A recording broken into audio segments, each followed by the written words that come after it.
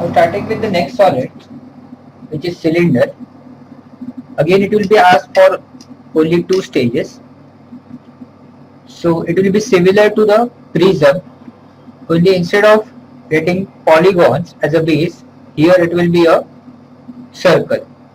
So we'll start with the problem. A cylinder block of base diameter 80 mm and height 50 mm is resting on one of the base point on the HP with axis inclined at 60 degree to the HP. Draw its projection.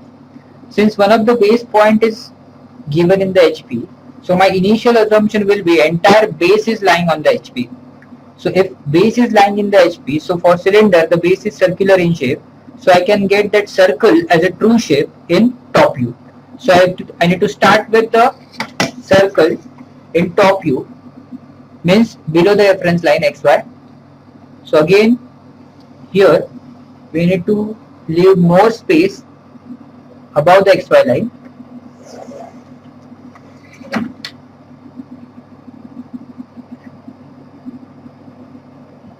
But here the base diameter is 80, which is large compared to the axis height, which is 50. So we'll need actually more space at the bottom. So initially we'll start with the circle of 80 mm diameter. So the radius will be 40.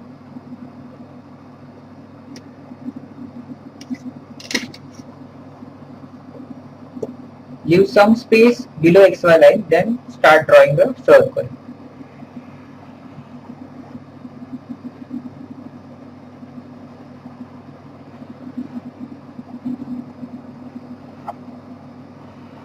The circle should be dark because that base is visible. Again here, the top base and bottom base both will coincide. Next step is to divide the circle into some equal number of parts. Here we will divide into 8 number of parts. So for that, first I will mark the horizontal diameter of the circle.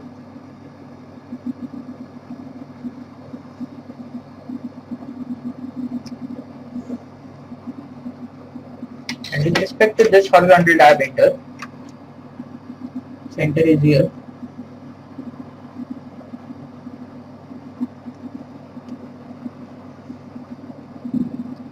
We'll mark the divisions. We need to divide the circle into 8 number of parts.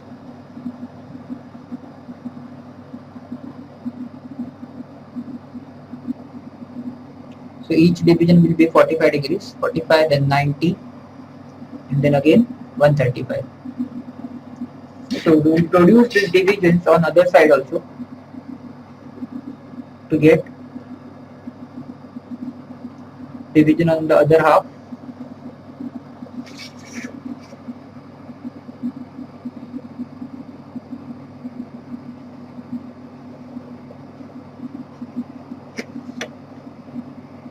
So after dividing the circle into equal number of parts, which are here we are dividing into 8 parts,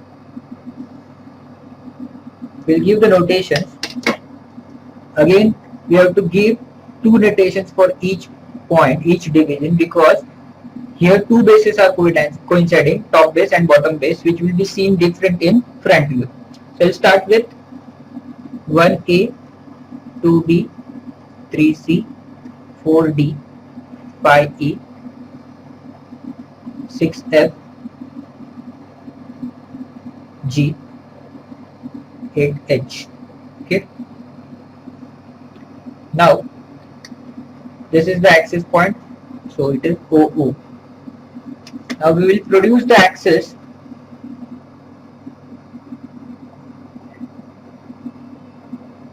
in the top view, from the top view in the front view, and this axis height is 50 mm. So I'll first mark axis height, which is 50 mm in front view, and this axis should be shown by long dash and short dash, okay, which is 50. Now I'll produce the projectors from remaining points up to height of 50. So I'll mark first the top base which will be at 50. So I'll not produce beyond this line. So I'll produce the remaining corners, not corners, remaining points. Here these two will coincide, so I'll get single projectors from 4, 6 and D and F.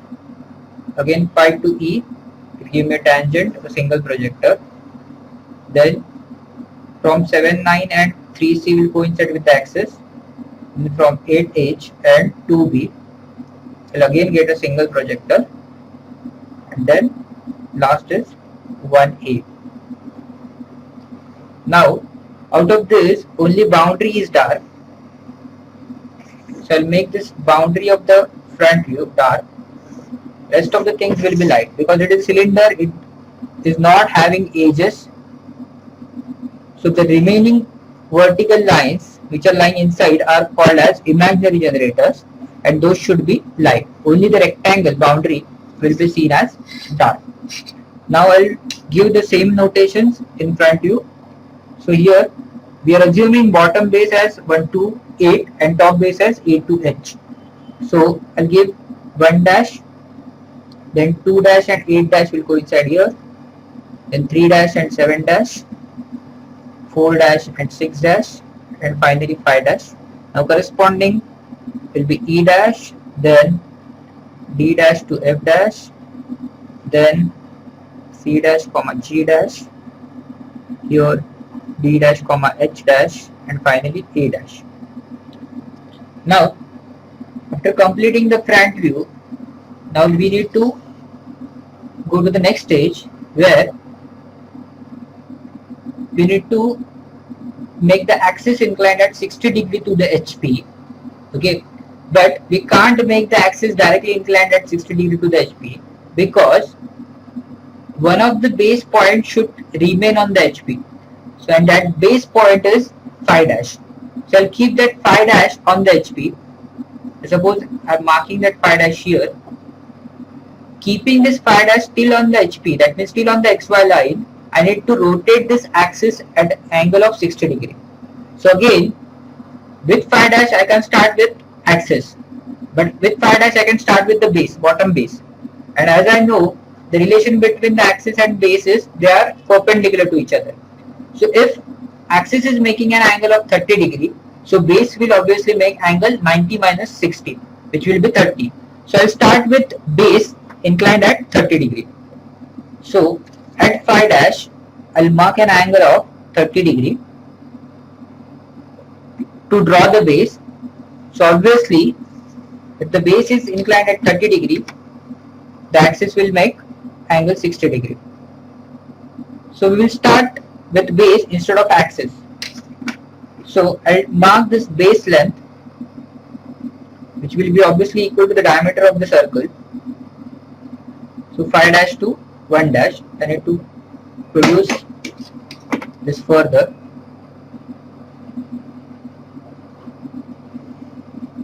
Okay, so this point will give me 1 dash. Now from the base, if I need to draw this boundary, that is phi dash A dash and 1 dash A dash, I need to just draw perpendiculars. Similarly, I need to draw the perpendicular for these divisions, 4 dash 6 dash, 3 dash 7 dash and 2 dash 8 dash. So first we'll mark those divisions in between. So for 5 dash to 4 dash 6 dash, I'll take this distance. So I'll mark this division. Then for center, that is axis, I'll get this division.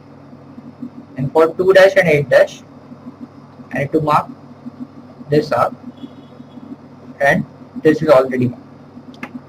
So now next step is we'll draw perpendicular from all those, or we can just draw one perpendicular and we will draw the parallel lines from remaining divisions. So we will draw the perpendicular at 5.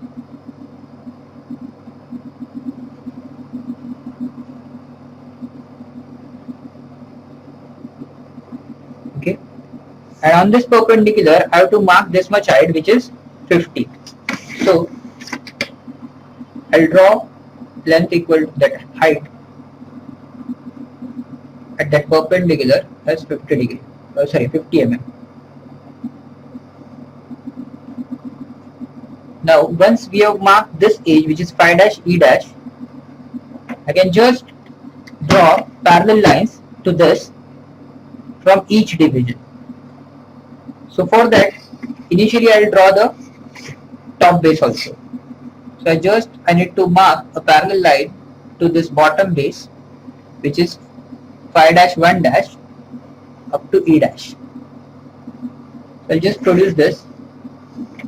Now inside this, I'll just draw the parallel lines to this line.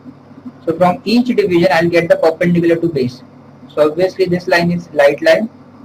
Then again from here, I'll get the axis. So long dash, short dash. Then again a imaginary generator, which will be a light line. And then at the end, I have to draw the boundary, which will be dark. Okay. So after redrawing, I need to make the boundary dark as shown in the first stage. And we have to give the notations again as it is.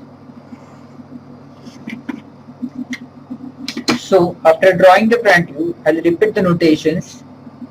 So 4 dash 6 dash, and 3 dash 7 dash, 2 dash 8 dash, 1 dash is already given.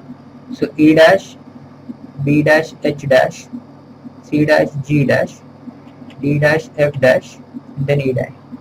Again here I need to show the axis O dash. So here O dash will be added. Okay. Now the last part remaining is drawing the top view. So for that I need to drop the projectors from front view as well as top view and mark the intersecting points. So I'll drop the projectors by light lines.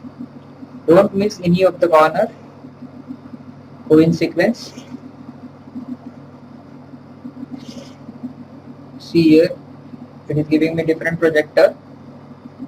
Now here many projectors are coming, so don't make confusion while marking the projectors.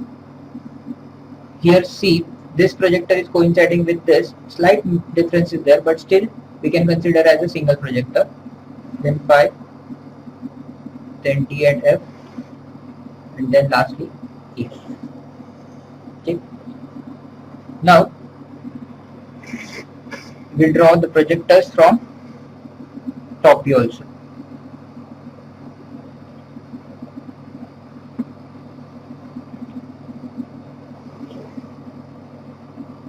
See here, these 2 points will coincide, so I'll get a single projector. Again for center line, again these 2 points will coincide, so again I'll get a single projector. And then lastly this tangent point.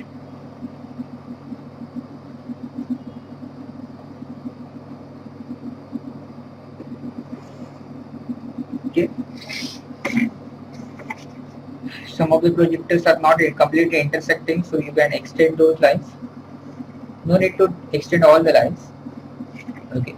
Now we'll mark the corresponding points, starting with bottom base. 1 dash, corresponding point will be 1 here. Now this base, which is circle, after tilting the cylinder will appear as an ellipse. So that's why we have marked these many points, so that we can join the ellipse by these many points, that is 8 divisions. So we need at least 8 points to join the ellipse. So after marking 1, we'll go for 2. So 2 will be here, and then 8 will be here. Then again 3 and 7. For 3 and 7, this is the projector. So for 7, I'm getting point here, and 3 will be here. So I need to produce this further. I'm getting 3 here. Then 4 and 6. So for 4, I have to go down and get 4 here, and for 6, I have to come up. So 6 here. Then remaining point is 5, which will be here. So we have marked the bottom base. Now we'll go for top base, which is A to G. So starting with A, I'll get A here. Now see here, top and bottom base are mixing together. So don't do the confusion while drawing dark and dotted lines. So we'll see First we'll mark all the points, then B and H. For B, I'm getting point on this projector, so B will be here, H will be here. Some of you may get this projector coinciding with this, that is because of while measuring the angles, I must have got those two different projectors, B and H. So for H, point is here, sorry, here, and for B, it will be, B is already marked. So then we'll move to C and G. So G will be here, and C will be at the bottommost point. Then D and F. So F will be here, and D will be downwards here, and lastly E. So E will be here. So now we have marked all the points on the top and bottom base. Now here we are not going to join by straight lines because it is appearing as an ellipse, so we have to join all these points by smooth curve. But before that, we need to see the position of observer. Observer is going to look from top, so as we did in previous questions, so above these lines the portion will be visible to the observer, and below these lines that is not visible. So we can see here the entire top base, which is A to G, is visible to the observer. So A to G I'll join by smooth curve, and that should be dark. I'll go in sequence A to B, then B to C. Instead of drawing freehand, you can use French curve also. But if your freehand drawing is good, French you can save the time by drawing freehand. French curve will need some time. So I'm joining these points in sequence to get the ellipse. Now after joining by light lines, you can, and if you feel the shape is right, then you can make it dark, because the entire top base is visible.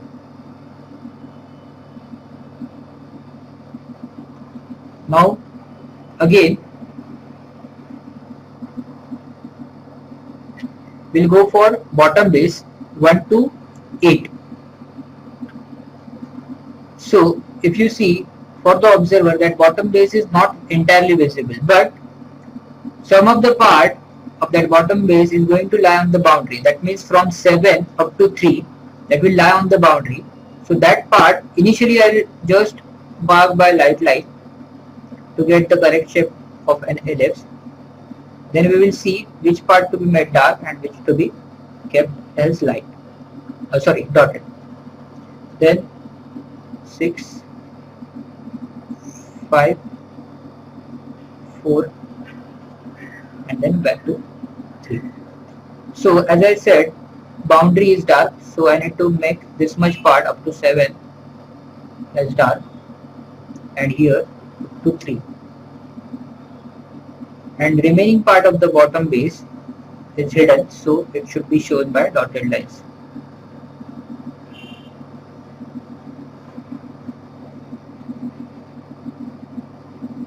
Now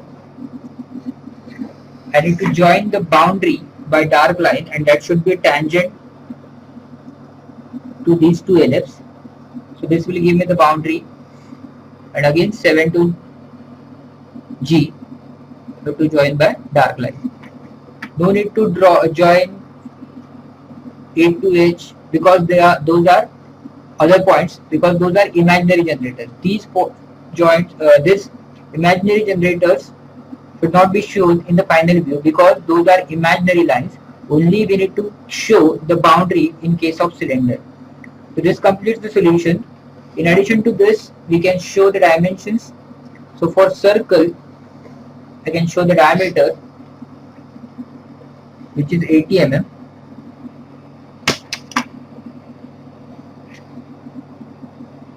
So I'll show diameter as 80 mm. And for cylinder, the axis height is 50. So we'll show that dimension here, which is 50 mm. And again, the inclination for the axis is given as 60. So we can just produce this inclination to mark theta as 60 degree. Okay. So again, the remaining part is marking the axis in final view. So we have shown O dash. The same can be marked here O, as well as O. For O, I'm getting here. So O to O will be joined by long dash and short dash light line. Many of the times we forget to mark this axis also, but that is also important. So this completes the solution for this particular problem.